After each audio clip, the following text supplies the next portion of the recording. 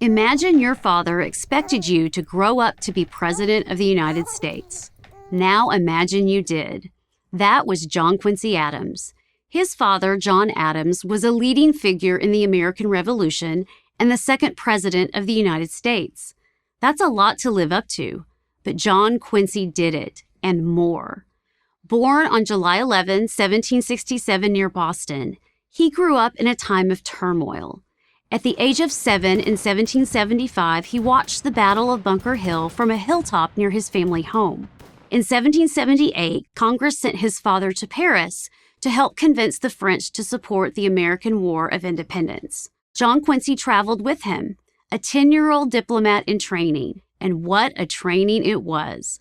For the next 7 years, in addition to France, John Quincy lived in Great Britain, the Netherlands, Russia, and Sweden, learning firsthand the art of diplomacy. By the time he returned to the United States in 1785 at the age of 18, he had absorbed not only the customs of these countries, but learned to speak their languages as well. After graduating from Harvard, he took up the law, but reading legal documents all day bored him to tears. The world was changing fast, and he wanted to be in the middle of it, which is right where he landed. George Washington, who always had a keen eye for exceptionally talented young men, appointed him the American ambassador to the Netherlands. That subsequently led him to the court of Russian Tsar Alexander I, and then to the court of British King George III. He reached the peak of his diplomatic career in 1814, when he negotiated the end of the disastrous War of 1812 between Great Britain and the United States. Although the British as the stronger power had the leverage, Adams and his colleagues held their ground. The final settlement, named the Treaty of Ghent after the Belgian city where it was signed, was essentially a wash for the British, but a victory for the Americans, who from their point of view had defeated the British a second time.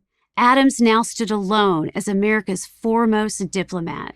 When his friend James Monroe became president in 1817, he appointed Adams Secretary of State. The two men forged a highly productive partnership. Their most lasting accomplishment was the Monroe Doctrine, issued in 1823.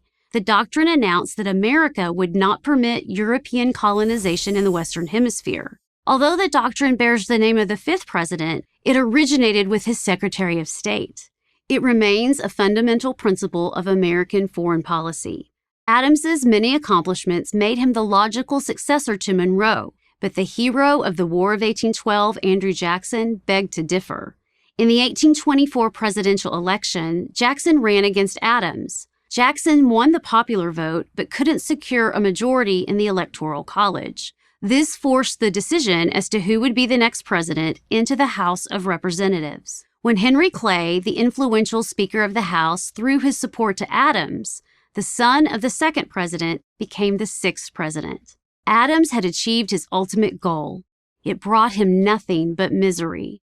His ambitious agenda to build a national system of roads and canals, establish a national university, and expand foreign trade got nowhere. Jackson's allies in Congress, soon to call themselves Democrats, blocked him at every turn.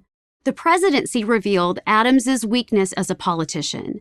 Brilliant and forward-looking, he was a man for the people, but not a man of the people. In the 1828 election, a rematch with Jackson, Adams opted to remain above the fray, but that was the style of yesterday. This time, the charismatic general won easily. Adams left the White House a dejected figure, lamenting, "The sun of my political life sets in the deepest gloom." As it turned out, a new phase of his illustrious career was beginning. Against his wife Louisa's advice, in fact, against the advice of practically everyone he knew, he ran for Congress in 1830. For most people, this would have been a humiliating demotion, but for Adams, it was a way to stay in the fight. During his 9 terms, Adams was Congress's most outspoken opponent of slavery. So outspoken, in fact, that his pro-slavery enemies tried to shut him up, literally.